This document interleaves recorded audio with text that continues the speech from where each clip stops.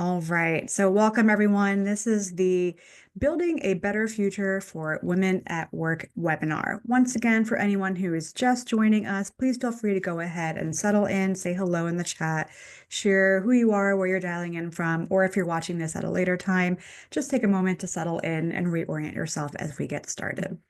So, we have a lot to cover in a short hour today, so let's get into it. For anyone who is unfamiliar with me or who is new to Inclusion Geeks, my name is Felicia. I use she, her pronouns. I am typically based in Western Massachusetts, but as I mentioned earlier, today I am joining you from sunny, actually, I don't know if it's sunny, but bright San Diego on the West Coast. And so I'm joined today with my partner, Rachel, who will be on as a co-host, monitoring chat. So as a quick housekeeping note, if anyone has any technical difficulties, or if you have any specific questions or things that come up while the webinar is going on today, please feel free to reach out to Rachel directly and she can help you as well as myself. So my name, again, as I said, it's Felicia. I'm one of the co-founders and partners here at Inclusion Geeks, and I oversee all of our consulting, coaching, and facilitation staff, and I do some as well myself. My background is I spent most of my career in tech before moving into this space about 10 years ago, and I'm really excited to be here with you today because this topic is very near and dear to our hearts at Inclusion Geeks. So let's get into it. Couple different ways that you can engage while we are here today in the webinar. So if you have any questions, please feel free to use the chat. That is our primary preferred mode of communication with you all, and we hope that you use it and make use of it. If at any point you have a private question or a thought that you don't want to share with the rest of the folks on the webinar here, please feel free to send either myself or Rachel a private message, and we will do our best to respond to you in a timely fashion.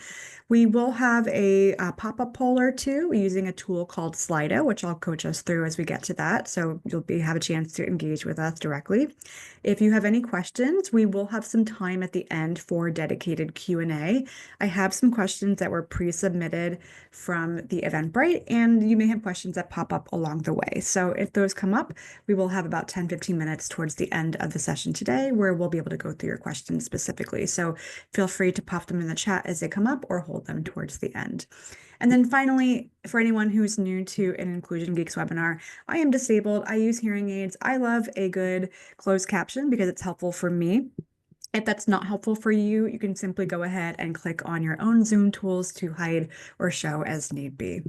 But I think that should take care of it for us as far as getting into the session. So let us start.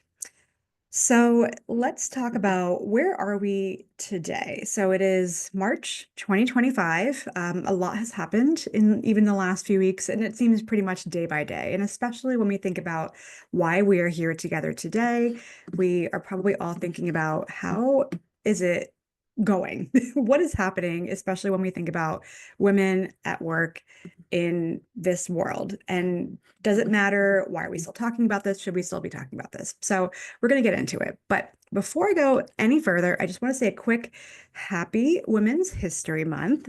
It is indeed March is Women's History Month. And as a quick side note for anyone who's like me and is interested in the history of our heritage months, I still think they're very important. This actually began as a local week-long celebration out in California in Santa Rosa in 1978. In 1980, then President Jimmy Carter issued the first presidential proclamation, which declared the week of March 8th as National Women's History Week. And if anyone knows the significance of March 8th, it's because it was selected to correspond with International Women's Day. In 1988, Congress passed a law which designated March as Women's History Month. And you know what else was actually passed in 1978, which I just found out as I was doing a little bit of this background research?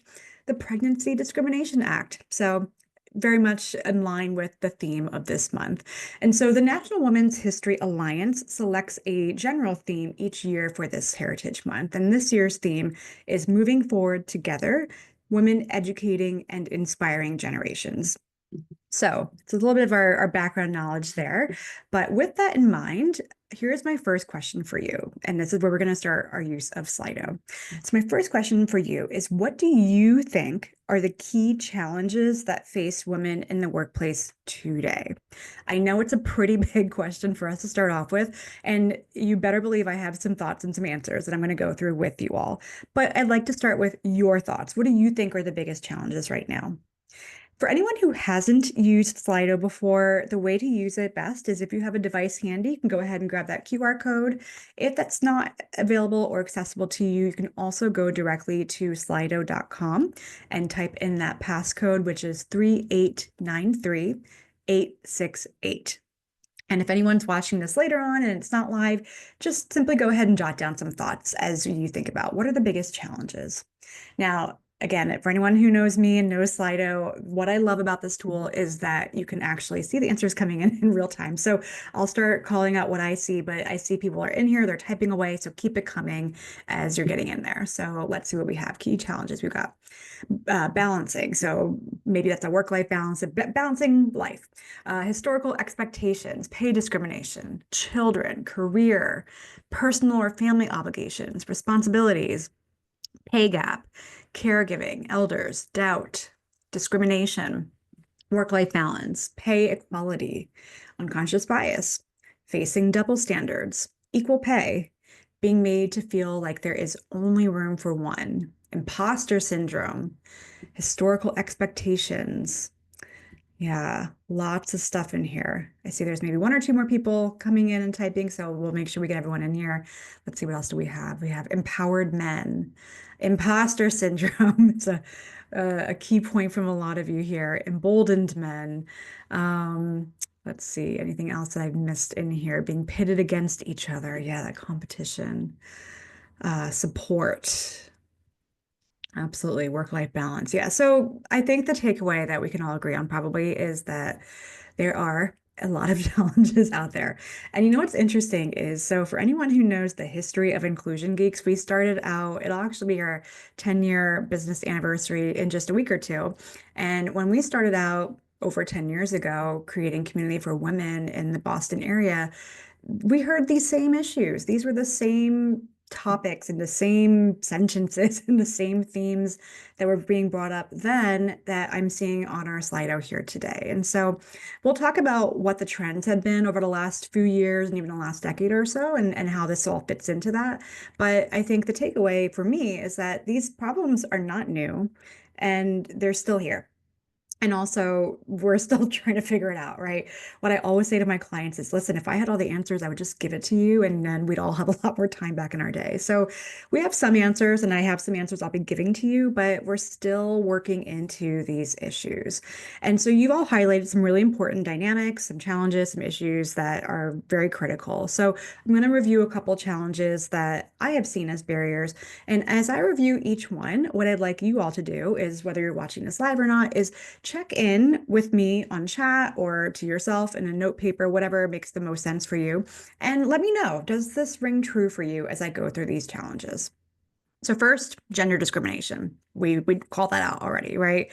So women leaders want the same opportunities for advancement as their men-identified colleagues, but they often face gendered microaggressions and gender discrimination that undermines authority and undermines perceived competency. So women tend to be more than twice as likely than men to have colleagues question their qualifications for job advancement and twice as likely to be mistaken for someone in a junior position. So as we think about the current state of work right now, where we're not in this space of everyone's working from home or everyone's back in the office, but we are seeing a distinct shift towards people moving back to return to office or return to a hybrid or sort of a mixed way of working. We have to also think about the fact that only 1 in 10 women are actually reporting a desire to return to the physical office. And so remote and hybrid work provides more flexibility. We've seen that be very true. And the other thing that we need to mention, though, is that women typically report experiencing fewer microaggressions and higher levels of psychological safety when they work remotely. And this is especially true for women of color, women who are LGBTQ plus identified, and women with disabilities. And also, remote work and hybrid work does provide more flexibility for women with children. So these are just a couple different microaggressions in this image here. I don't expect anyone to kind of dig into this too deeply, but if you've experienced or if you've heard any of these microaggressions or any of these statements, definitely let us know in the chat. Put a plus or put a one in the chat if you've heard or experienced any of these. I'll just call it a few before we move on. So, oh, as a woman, can you take notes for the meeting? This would be more suitable for a man, not a woman. Why aren't you married? Are you a lesbian? How come you haven't had a kid? How come you came back to work? Um, Whoever sits in that chair always gets pregnant. Oh, goodness. I'm seeing a lot of plus ones come through. So I'm not going to talk through all of these. There's a lot. Also, it's kind of toxic. I don't really feel like talking through all these, but yes, we are collectively, we experience this. It still happens. And this is something that's a real issue. All right, let's move on to our next point here. So limited advancement opportunities. This chart is from the Lean In Women in the Workplace report from last year, 2024, which is the most recent report that is out there. And for anyone who's familiar, Lean In and McKinsey have been longtime partners on women in the workplace studies, which is basically studies on the state of women in corporate America. And actually, 2024 marked their 10-year anniversary of this study. And so they were able to pull together a really comprehensive look at and a look back to see where are we in terms of gender diversity in the workplace.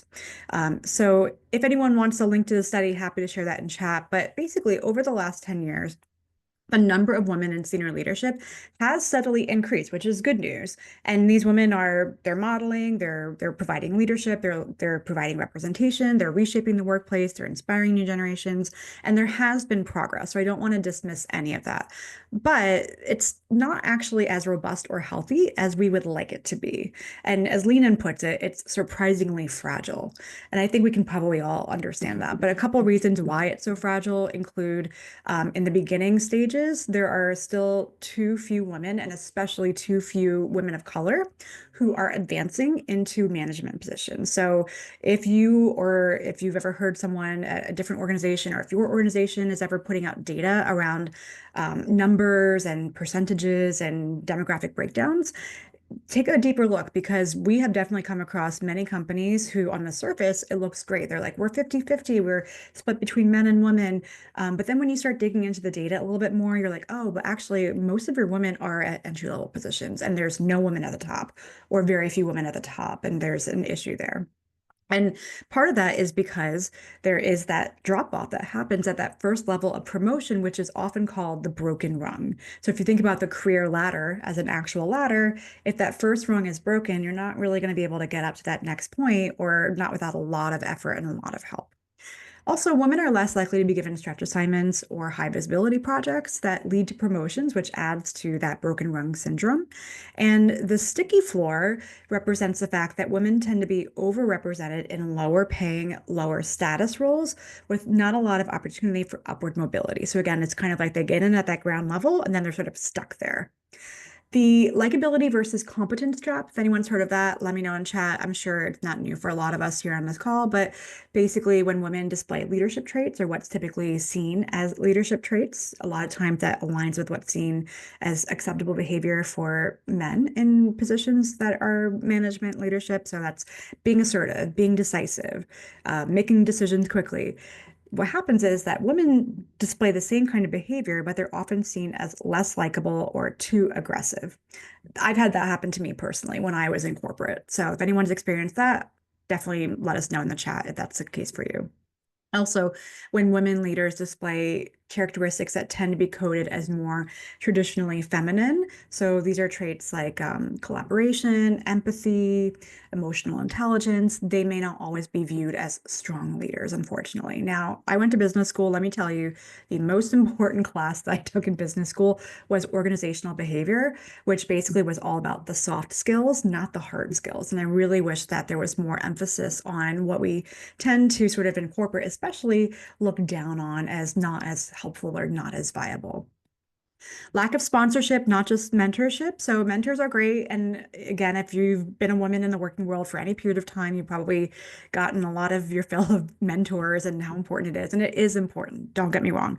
But sponsors, who are those people who talk about you when you're not in the room, who may never speak to you directly, or who are pulling you up, those are really, really critical because those are the folks who are advocating for you when you're not in a place to advocate for yourself. They're trying to push you into those promotions. They're trying to get you up the career ladder and get you into those key opportunities. And what we see is that women, especially women of color, are much less likely to have sponsors who are in leadership positions, unfortunately. Because if you think about it, once you get to these higher levels, a lot of times it starts to look really homogenous. And I'm not saying that we can't have men or non-binary folks or, really anyone. Anyone can sponsor anyone, but we're much more likely to be aware of, to interact with, to want to pull up people, whether it's conscious or unconscious, who look like us. So that's an issue there. Promotion criteria, sometimes it's actually really vague, so we actually don't know what it takes to get promoted. And so research shows that men tend to get promoted based on their potential, and women are promoted based on proven experience. So what that results in is just this sort of gap as you go through your career, because women are always getting rated on what they've done, and men are getting pushed up into these promotions because of what people think they can do. And that creates a huge gap there. Also, the myth of meritocracy to kind of round us out here. So, women, depending on the industry, depending on the company, women get talked about in a lot of different ways. But consistently, we see from research that women outperform men in educational settings. They outnumber them in the vast majority of academic degrees earned, and they outscore them on standardized assessments and GPAs. Also, on one of the key traits that makes leaders more effective, women tend to significantly outperform men on average. And so these are the soft skill traits. These are the traits that include humility, self-awareness, self-control, social skills, emotional intelligence, kindness. Women outperform men on these traits, and these are important and critical leadership traits. And so also there's an overall advantage for women in leadership because the data suggested that, so Gallup did a poll back in the 60s, or in the 50s rather, in 1953. They did a poll that suggested that 66% of Americans preferred having a male boss. And I think that's very representative of the time, 1953, right? Today, that figure is 23%. So only 23% of Americans actually prefer a male boss today. People want to have women as bosses. So there's some great charts here too. I highly recommend taking a deep dive into the Lean In report if you have access to it, which I know we shared the link in the chat. It is really interesting. There's a lot more data in there, and this image that you see here is from that report. But what I'd like to ask you all next is a question. So let me pull this up. How long do you think, per Lean In's own data, and so you don't have to know exact numbers, but how long do you all think that it will take for us to reach parity for all women in corporate America? I'd love to see some guesses. So I'm going to give you my answer, of course, and if you're in the report already, you may know, but put some numbers in the chat. How long do you think it's going to take? All right, I see a couple comments coming through right now. Let's see, we got 50 years, couple votes for 100 years. Oh my gosh. Oh, L. Robertson, I saw your number and I thought you meant 2,000 years, but you said 2060. Over 300 years, 35 years, 60 years, got all sorts of years across the board here. All right, so we got a bit of a spread here. So we do the Price is Right spread. It looks like the lowest is 35 and the highest is maybe 300. All right, so the answer, according to Lean In's data, is they estimate that it's going to take about 50 years to reach parity. And at the current pace of progress, so let's kind of unpack that number a little bit more. So current pace of progress, it's going to take 22 years to reach parity in corporate America. So actually a lot less than 50, right? But that's for white women, not all women. It's going to take more than twice as long for women of color to reach parity in corporate America. And that's resting on a really big assumption that companies are able to translate this kind of precarious momentum into real gains. And to be really honest, I'm not sure if we're going to not end up seeing a slide back or a bump given what's happening, especially here in the US right now. So, right now, that's kind of what we're thinking. And Lean has a really interesting chart that I just skipped past, actually. So here we go. And so you see here, I said about 50 years because what they think, if we get more specific, is that parity for women of color will be approximately 48 years. And we see here parity for white women in 22 years. And so I kind of really like this chart because it's just a different way of visualizing the data. But this is really, again, resting on the assumption that companies maintain the current rate of progress. So this means that we can't backslide. We have to address weak spots in the pipeline. We have to fix the broken rung. We got to unstick the sticky floor. We have to invest more energy in developing our women leaders. So next thing I want to just mention really quickly is salary. So salary is not the same. On average, women earn less than men for the same work. And this gap widens for women who are women of color, queer women, and women with disabilities. Also, the gender gap in pay has slightly narrowed. So I don't want to, again, I don't want to discount or dismiss any gains that we've gotten. So in the US, the pay gap has narrowed a little bit over the last 20 years or so. So what we see is that in 2024, last year, women earned an average of 85% of what men earned, according to Pew Research Center. They did an analysis of median hourly earnings of both full and part-time workers. In 2003, so just about 20 years ago, women earned 81% as much as men. So we went from 81% roughly 20 years ago to 85% today. I'd like that to be better, but that's where we are, right? Some of the factors that contribute to pay disparities, again, I'm sure I'm not telling any of you anything that you don't know already, but occupational segregation, women are often funneled into lower paying industries like education, caregiving work, administration, and roles, marketing, management, things like that. Well, management's not always lower paying, but they kind of get shifted into these different areas and roles and industries, while men tend to dominate higher paying fields like tech, finance, and engineering. There's a negotiation penalty. So a lot of studies are out there that show that women are less likely to negotiate.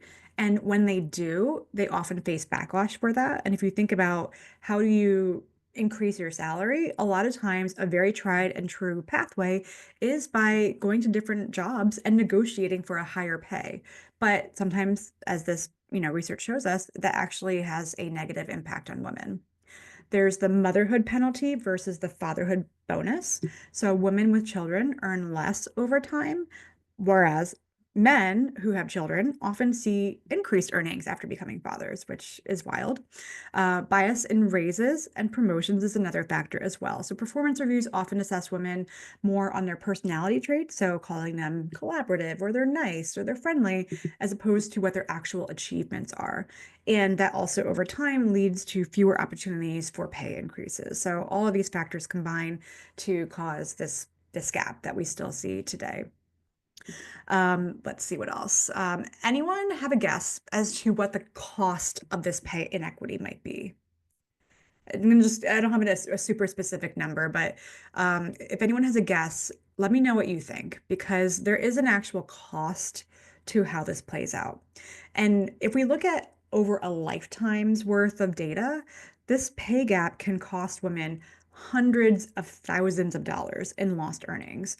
Retirement savings are impacted because there's lower lifetime earnings, there's fewer employer match contributions.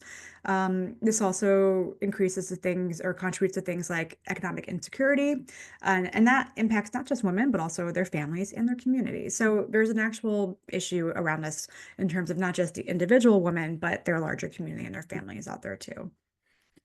On that note, we also are dealing with a issue right now, which has to do with caregiving. And there's a huge caregiver crisis, as we're calling it, because what's happening is the need for childcare is colliding with the need for elder care. And if any of you are in the millennial, zennial, Gen X generations, you're probably feeling this to some extent if you are someone who has children and maybe also caring for older folks in your families. So the issue here is that women disproportionately take on caregiving responsibilities, not just for children, but also for their parents, their spouses, for other family members, for found family as well, as we're seeing more of that becoming part of our communities.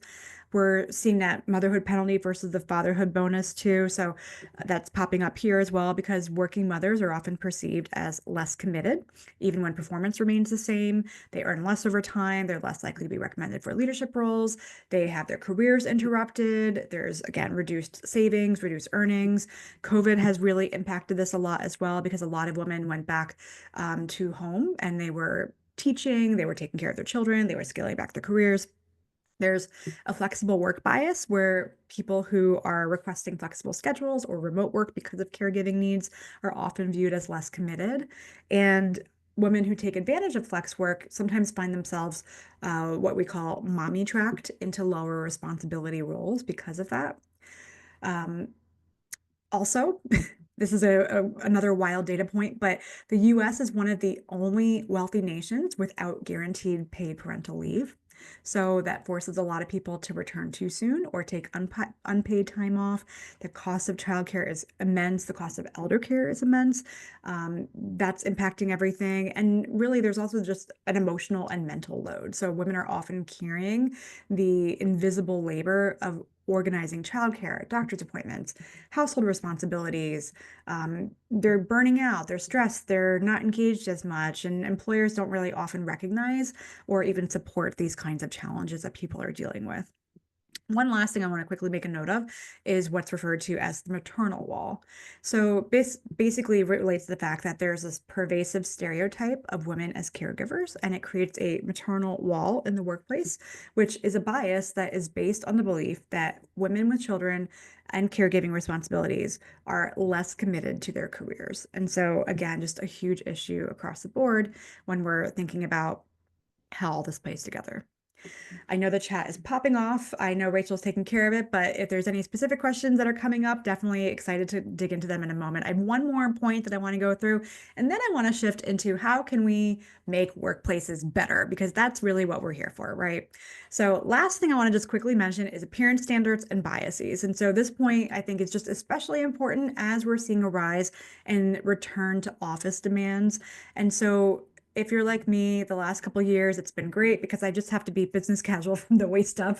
No one cares about what else is happening behind the scenes or below the table or below the Zoom line, as it were.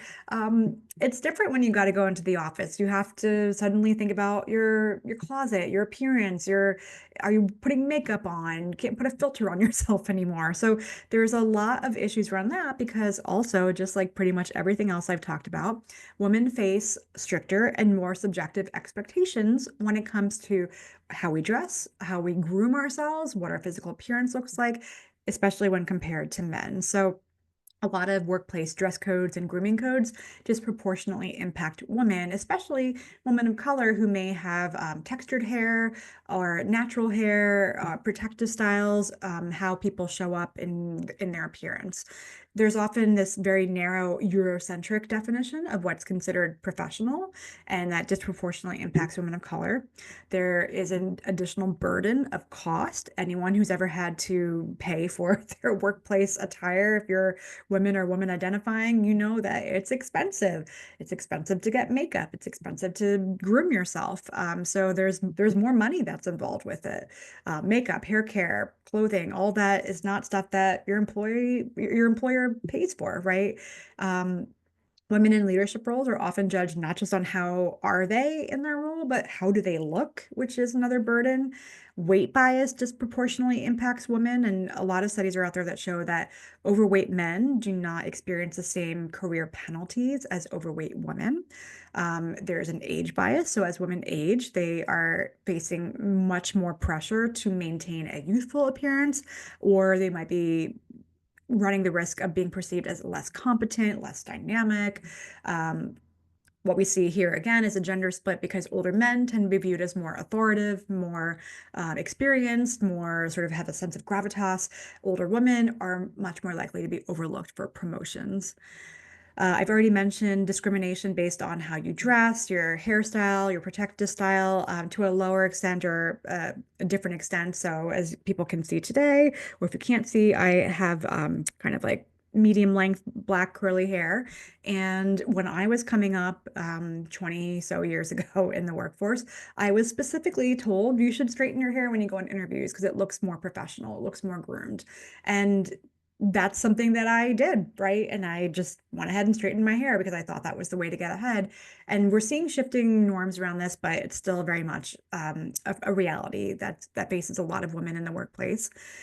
Stress, anxiety, pressure also, we maybe feel pressured to wear makeup, to wear high heels, to dress in a certain way if we want to be taken seriously in professional spaces. And there's just this constant burden of thinking about how we look instead of what we're doing. And women are often given conflicting advice, be stylish, but not too trendy, be polished, don't be intimidating. And so there's a lot of these unwritten rules that really all of it combines just to create an unequal playing field. So let's take a deep breath collectively. Whew. We could go on and on. There are many more challenges to dig into. I don't want to spend our whole time just talking about what the issues are, because I think we can all agree there are a lot of issues. So let's talk a little bit about how we can build a better future for women at work. Because I think that's why we're all here today, whether we are directly women and we're experiencing this, or if we want to think about how are we helping our colleagues at work, or if you're coming from some other angle, we want to think about what is next out there and how can we make it better. So let's review some strategies together. First one, let's talk about closing the pay gap because we spent some time talking about that, right? So, pay transparency. Encourage your company or encourage companies in general to share salary ranges and don't be so secretive about pay.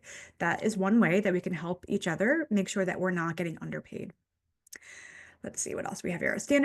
Have standard salary bands. So, this reduces discretion in setting pay. So, what that means is that if you have a standardized salary band, it doesn't penalize people who don't negotiate or don't know that they can negotiate as much as it might otherwise. Bias training. So I know we talked about this in chat as well. There are a lot of biases out there. I mentioned a few of them. Make sure that we train, especially our managers and our hiring managers, on what these biases are so that whether it's conscious or unconscious, they're not going to influence things like the starting salary of someone as they're coming into your organization or even if they're getting promoted. Encourage negotiation. So make sure that you're providing negotiation training. Make sure that you have an environment where people feel empowered to advocate for fair pay. One of my favorite stories that I've ever heard was sort of a way to back into this. So again, every company is a little bit different. I don't know where each of your organizations are when it comes to thinking about these sort of policies, but this one woman I talked to many years ago, she was I don't know if she was a hiring manager, but she was interviewing someone for a role and it got to the negotiation stage. And this person was younger in their career. They were just starting out. They didn't really know they should negotiate. And so when it got to that point, they asked for a very low number. And she knew that the salary band had a lot of room for this person to move up in that band. So she could have just said, that sounds amazing. Thank you so much. We'll start you at your number. And everyone would have been happy. She would have saved some money. The person would have been thrilled, but she wanted to advocate for this person. So what she did was she said to them, how about you go home and do some research and really think about what number you want for the starting salary? Come back tomorrow. Let's pick up this conversation then. And I want you to just rethink and let me know if this is your final number or not. So she basically was like, without saying it outright, said, can you go and do some research and come back with a higher number?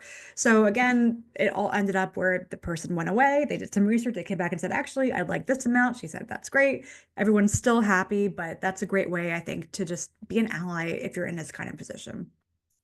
Advocate for policy change. So sometimes we have policies and no one knows why they were there or how they came to be. Someone wrote them a million years ago. So think about internal and external policy. So internal policies, can we change it? Why can't we change it? Who wrote it? Why did we write it this way? Things have changed. Maybe we need to change with the times. Externally, think about supporting legislation like the Paycheck Fairness Act, which strengthens protections against wage discrimination. So a couple of things that we can keep in mind for closing the pay gap. If we're thinking about addressing advancement, first let's talk about clear promotion criteria. This is a great way that we can actually fix that broken rung. So if we have structured, transparent pathways to promotion with measurable benchmarks and they're socialized within your organization and people know what does it take to get to the next level? How do I do it? How do I get there? If you have an environment where it's welcoming and open for people to talk about this with their managers, that's going to help people actually get ahead. Make sure that you have regular career development conversations for all employees, not just for those who proactively ask about it too, because that's another way that we sometimes see people sort of getting left behind. All right, let's see what we have next. Expand leadership development programs. So make sure you're offering training, coaching, and networking for women to get leadership skills and visibility. Sponsorship programs. Remember, I talked about sponsorship before. So make sure that you are actively encouraging your senior leaders to sponsor high potential women by advocating for their promotions, hyping them up, talking about them in rooms they're not in yet. And if you're able to, think about formalizing those programs and making sure that you have clear expectations for sponsors and your proteges. All right, let's see what else we have here. We got structured evaluations. So make sure that you are providing structured, specific evaluation criteria so that you can reduce subjectivity in performance assessments. This is another way that we can help eliminate bias when we're thinking about performance reviews and promotion processes. And be accountable for your leadership diversity. So if able to, think about tracking and reporting. So that could be internal, external, or both. Reporting what your diversity data is in terms of promotions, leadership representation, and retention. And one way to do this is you can actually think about tying your executive compensation to progress that you're making in these areas, and that helps incentivize leadership accountability. All right, in terms of supporting caregiver-friendly workplaces, flexible work, make sure you have flex work options that don't penalize people in their careers. Normalize remote work, flexible hours, part-time options, and really try not to penalize people who do use flex work, because if it's there, you want people to use it. Paid leave policies that support all caregivers. So remember that caregivers are not just women. They can be men too. They can be people of all genders on the spectrum. And make sure that you're offering parental leave for all parents, not just birthing parents. Make sure that you are providing paid leave and support for elder care, for other caregiving responsibilities. Heck, it could even be pet care, right? That's another important part of our families these days. So make sure that you have these policies in place and that they're inclusive. Childcare and family support programs. If you are back in the office, do you have access to on-site childcare? Are there subsidies you can provide? Are there partnerships with local daycare providers? Can you provide backup childcare solutions if anyone has a last-minute crisis that comes up or a last-minute need? ERGs. This was a whole other topic of conversation. We could talk for hours about the state of ERGs right now, but if you have an employee resource group or an affinity group that is specifically targeted for caregivers, that's great. If you don't have one, maybe think about starting one or having something, even if it's unofficial or ad hoc, because this is another support network that could be available for your employees internally, where you can share resources, experiences, and strategies. And it can also help you if you're thinking about how you want to inform your company policy and what you want to be thinking about as far as incorporating caregiving friendly initiatives. Promote male caregivers taking leave and promoting them having flexibility. So you want to make sure, have them take their full parental leave so that it reduces any stigma around it. And really, I know I've been using the binary a lot here today in terms of male, female, woman, men, but I want to just mention that we should be normalizing all gender using caregiving benefits to shift the workplace culture overall. And finally, hold our leaders accountable. So track and analyze promotion and retention rates of employees who have caregiving responsibilities, and make sure that your executive team, your leaders, your managers are modeling and supporting caregiving policies through what they are doing too. Because if they're saying, oh yes, we have flexible work, it's great, you can take off whenever you want to, but they're putting in 100 hours a week and they're never leaving the office, that tells a different story, right? Again, I'll share a really quick snippet from my own experience. back in the day when I was coming up in my own career, I had a VP who I reported into through the structure, and she was a mom, and she basically was like, "Listen, I'm working only 3 days in the office because 2 days I want to be home and have more flexibility, and I'm leaving early on this day because my kids have soccer and I want to go see their games." And she did it. And then what happened was that trickled down, and so my boss, who was a man, when we first started working together, he literally just had had a baby, and so the first I don't even know, 6 months, maybe more. He would leave early every day because he was going home and he took parental leave. And it was just a really, looking back, I didn't realize how important it was, but it was a really valuable lesson in modeling, taking advantage of the policies that were in place, but also normalizing that you can still get your work done, even if you're not in the office the entire time. All right, so one last thing I want to talk about is strategies for reducing appearance bias, because that was the last point that we talked about earlier. So think about having a gender neutral dress code so that it's not super gendered. You want to make sure that your dress code is focusing on being professional and appropriate for your industry and your workplace rather than reinforcing gender norms. You also want to make sure that you're allowing for cultural and religious expression through dress and hairstyles. So you don't want your gender or your dress code to sort of take away from that. Avoid vague feedback that might lead to bias in terms of evaluations and hiring. So make sure that you're training your managers and your hiring teams to identify and interrupt any biases that might be related to appearance. And so this includes things like commenting on how polished someone is or how professional they look, especially if it's tied to someone's appearance rather than their skills or their ability. Support and advocate for legislation and policy change. So there are policies like the Crown Act, which if anyone's interested, definitely take a look into that later. But this is policy that is put in place to protect employees from discrimination based on things like hairstyles in this case, and really encourage a culture where authenticity is valued over conforming, because a lot of these appearance norms are a little outdated. Now, I know for anyone who's on TikTok, you've probably seen some of the discourse that's popped up in the last little bit of time around office sirens and things like that. And we could probably have a whole other webinar just on that. But at the end of the day, there is still a level of appropriateness and sort of what we think is a professional at the workplace, but really make sure that you're not penalizing people for things that are acceptable, but maybe not be fitting into a gendered expectation. And then finally, leadership modeling and visibility, super important. So senior women leaders should feel empowered to reject any kind of restrictive beauty standards, whether that's dyeing their hair, wearing their natural hair, opting for more comfortable attire, wearing sneakers instead of heels, things like that. Representation really matters. Okay, so we have just over 15 minutes, which is amazing. So we will have a little bit of time where I would love to do some Q&A. So here's how we can do this. I have some questions that have been sent to me in advance that I can read through. I'm sure a lot of you have questions too. Now, I'll be quite honest, I have not been monitoring the chat as we've been talking through here.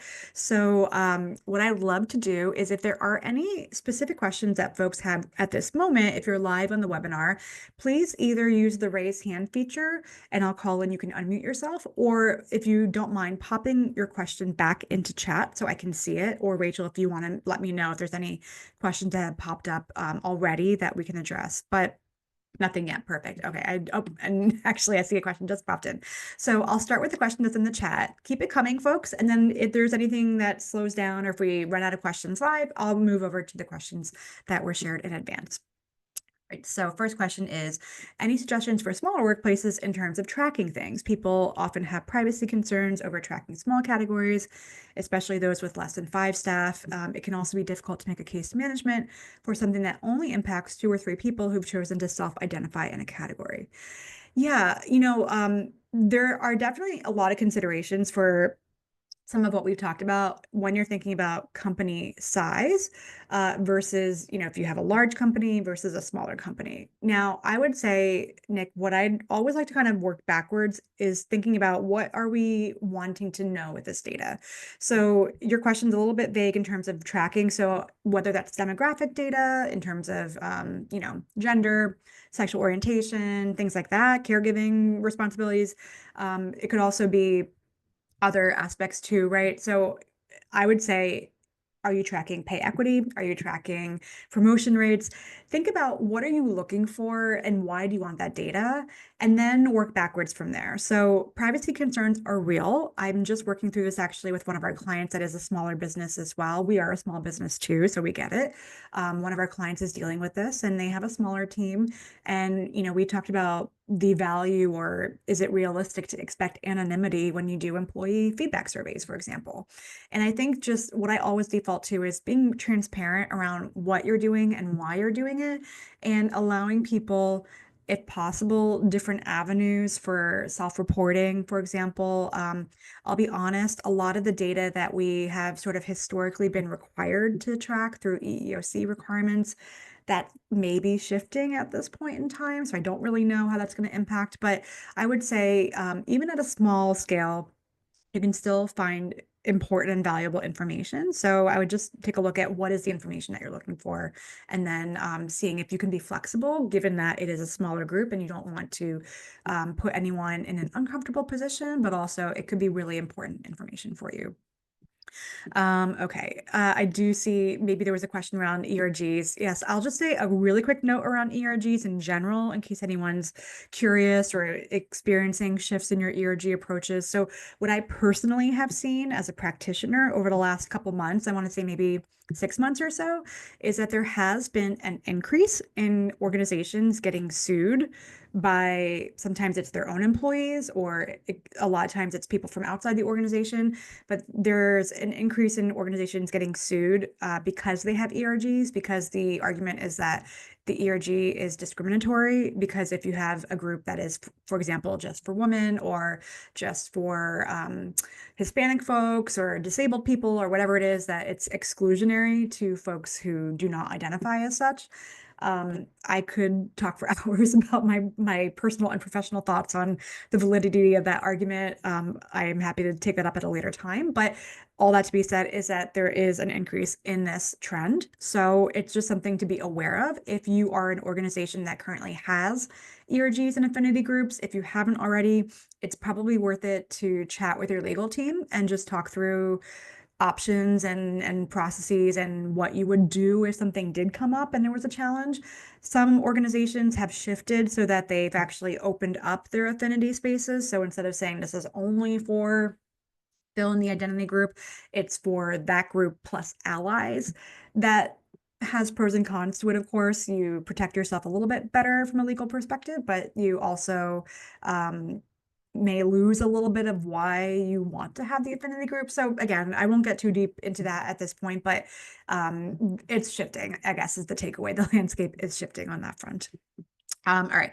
Actually, there is a related question that came in through Eventbrite. So maybe I'll start with that one next to kind of just build off that point, because this question was, what role should ERGs play in supporting practices versus HR or leadership? So I do think that ERGs, BRGs, affinity groups, however you want to call them, are really critical on multiple levels. And so ERGs can focus on things like community building, advocacy, and professional development. I think that ERGs shouldn't necessarily be put in positions where they should be determining or writing policies or processes or procedures, because I do think that that's where HR and leadership come in, and that's their role. They should be thinking about and putting in place what are those practices at an organizational level. But the ERGs are really valuable partners in that work, because they can raise up concerns, thoughts, considerations that perhaps folks in those leadership and HR positions may not have thought about. And so I think that using your ERGs as a source of data and checking in with them, and you can, provide them with drafts and get feedback, using them in that way is really, really great. They're also really great resources and spaces for peer support, mentorship, just general connections and networking. And I think what we see is, again, that's where the benefit is not always quantitative, it's more qualitative. It's about the culture, it's about how people feel at work. Do they feel like they belong? Do they feel like they have someone else to lean on that they can go to, who's not necessarily their direct manager or a direct colleague? So all of that can be really helpful on that front. All right, I don't see other questions coming through in chat, so I'll keep going with maybe one or two more questions from Eventbrite. But if you have other thoughts or questions, feel free to keep them coming in chat. So this next question that had come through earlier was, How can we support women without having them feel like they are less capable? A lot of women leadership programs today target women as a minority group, but nowadays women want to be praised as equals and get promoted for their work, not just for being a woman. So I would love to know who out here is getting promoted for just being a woman these days, because what is that organization and are they hiring? I'm just kidding completely. But I would say that I would be surprised if there are companies that are only promoting women just for the sake of being women. Maybe this was true even a couple of years ago, but I don't think that's the case today. Um, I do want to note that I think this question came from someone who is not in the US, so there might be differences here in terms of geography and world culture. So in the US, I don't think this is a problem. In places like England or Germany, there are different considerations, right? So there are differences in how women are treated globally. I would say really you want to focus on equity, not deficiency. So it's really about providing women with access. And that's really what all this comes down to, right? It's giving people access to the opportunities, access to mentorship, access to the promotions, where we see because of the broken rung, because of the sticky floor, because of the biases, that access is not always there. So how I would like to think about it and how I do think about it, and I've thought about this in my career, has been we're not saying women are less than, we're saying women have been given a disadvantage. So how can we take away some of these barriers that are systemic, not individual, and give them greater opportunities to have the same access to succeed as their counterparts who are of different genders? And so this is where you want to have those unbiased evaluations, unbiased processes that are really focusing on skill and merit, not on individual sort of, deficiency, but you're addressing the systemic barriers. Patrick asked, would love to hear how women like to celebrate Women's History Month. I would also love to hear that, Patrick. So if anyone wants to chime in on chat, let me know. I think personally, it is a Heritage Month. I identify as a woman, so I like to give it a shout out when it comes up. And I think it's the way I think about this month, and actually really any Heritage Month, is it's a chance for us to take stock and reflect, where are we today? Where do we want to be in the future? Where have we come from? And I think a lot of us don't always think about the history part of it, because as I've been doing these webinars, and I try to align, and anyone who's been to some of our earlier webinars this year, even, that we've celebrated different heritage months during the webinars. And it's been really interesting to learn more of the history, because we didn't just wake up one day in the US here and say, oh, let's make this month Women's History Month. It took a lot of work. It took effort. It took organizing. It took advocacy. It took government being bought in. It took leaders taking charge and making decisions. And it took work. And I think a lot of us don't always remember that. But we also have to recognize that it's going to take work to go ahead. So I think that there's a really wide range, because if you think about women, we're huge in terms of how we each experience the world, and how we, deal with issues and things. So I can tell you, at a past corporate experience when I was working at a large company, some women, for International Women's Day, they wanted to have like flowers and the cupcakes and a celebration. And that's really much more distinct, I think, outside of the US than in the US. I think it's a very different celebration and recognition in terms of how we see it in the US versus outside. Other women were like, please don't, like, please no, I need to work. I don't want to do this. Don't even come at me with these cupcakes. So I think it really depends. And I see there's a couple responses in chat too. And then you shared yourself. So for anyone who's listening later on, Patrick said that you kicked off a session with the history, you identified events across offices for people to attend, you socialized post-event. Yeah, so I think there's a lot of different ways you can do it, and it really just depends on who's in your organization, what do they want, what makes sense for you. But really, like, it's a great chance to be creative. All right, we got a couple more minutes, so let's see. I will go through a couple more questions here, but keep the questions coming in chat if anything else comes up. So let's see. How can organizations best accommodate working moms? I would actually love to even rephrase that question a little bit and say, how can we accommodate working parents? Because not every parent is a mom. Not every mom identifies as a mom. So first and foremost, don't discriminate against parents. It seems really simple, it's actually not as simple as it might be, apparently. But don't discriminate against your working parents. And there's so many ways you can not do that. One example would be if someone takes leave, don't demote them when they come back. Don't shift them into a different role and say, oh, this person's not going to want to travel. They have a small child, they have a baby. I've seen this happen personally in my past teams. I've had colleagues who went on maternal leave, came back, and they literally got demoted while they were away. And it was just normalized. It shouldn't be normalized at all. Give your parents access to childcare benefits. So that could be giving them access to a platform like care.com, for example.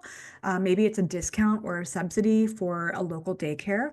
A lot of companies are giving discounts to things like internet, gym memberships, which I was talking about this morning, and make sure you include a discount to a local daycare. Provide care on site if you can. Flex work, return to work plans that integrate parents back into the workflow. So maybe it's easing them in and not just going from 0 to 40 hours a week. It could be a lactation room that's actually used as a lactation room. Anyone ever had the experience of working and seeing some guy posted up in a lactation room because it's nice and quiet and it's got a comfy chair? Make sure that your spaces are used in the way that they're meant to be. We've already talked about ERGs and affinity groups. Also, partner. There's a lot of organizations out there that are really, truly dedicated to this kind of stuff. So, a couple that come to mind are the Mom Project, Moms Rising. So, there's tons of organizations out there. So, again, just, yeah, build and support, ask parents what they need, and don't discriminate against them. I think we have time for maybe one last really quick question and then we'll wrap up. So one last question I will share was, how do you advocate for emerging women leaders so they feel confident in their decisions? Really briefly, I would say hype them up. Just make them feel confident.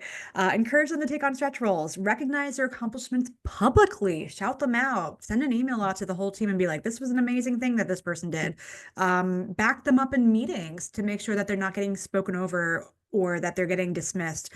Talk about them in rooms that they don't have access to yet. Lots of ways that we can hype each other